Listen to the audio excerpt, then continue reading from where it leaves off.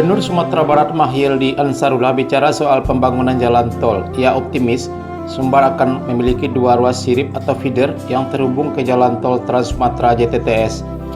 2 sirip JTTS itu adalah jalan tol Padang Pekanbaru dan jalan tol Solok Selatan Rengat Riau. Tol Padang Pekanbaru di wilayah Sumatera Barat sedang dalam proses pembebasan lahan. Saat ini progres untuk seksi 1 Padang Sicin sudah mencapai angka 81%. Kata Mahyildi Selasa 18 Oktober 2022. Sementara itu, ruas Solok Selatan Rengat awalnya hanya Dharmasraya Rengat yang diusulkan oleh Bupati Dharmasraya. Soal progres pembangunan jalan tol Padang Pekanbaru, terutama menyangkut pembebasan lahan, Mahyildi menyebut telah bertemu langsung dengan Menteri PUPR Basuki Hadimuljono untuk melaporkan progres pembebasan lahan yang sudah mencapai angka 81%.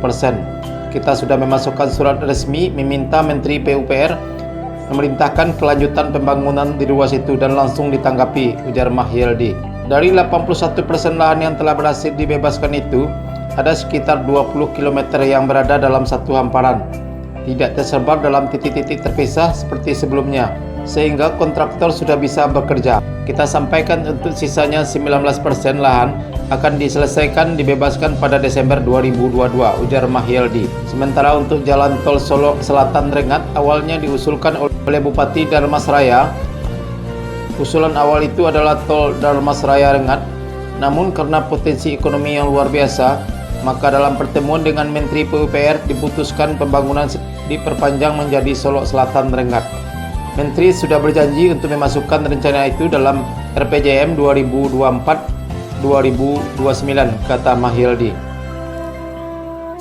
Kepala Badan Perencanaan Pembangunan Daerah Bapeda Sumbar Medi Iswandi mengatakan jalan tol Trans Sumatera JTTS akan tersambung mulai dari Aceh hingga Lampung. Hanya ada 2 provinsi yang tidak dilewati langsung oleh JTTS, yaitu Sumbar dan Bengkulu. Ia menilai jalan tol itu adalah urat nadi perekonomian yang akan menjadi salah satu faktor utama untuk perkembangan daerah.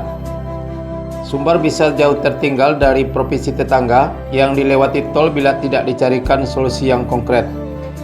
Solusi itu adalah pembangunan sirip tol dari Sumbar ke jalur utama jalan tol Trans Sumatera JTTS, seperti Bengkulu yang juga punya jalan tol yang menjadi sirip JTTS. Maka jika 2 sirip tol di Sumbar ini terrealisasi, akan sangat besar pengaruhnya bagi perekonomian Sumbar, ujarnya.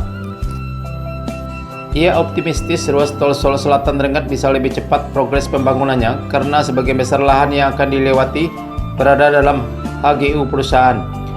Perusahaan yang bergerak di bidang perkebunan tersebut juga sangat membutuhkan akses tol. Karena itu prosesnya tentu akan lebih mudah, kata Medi.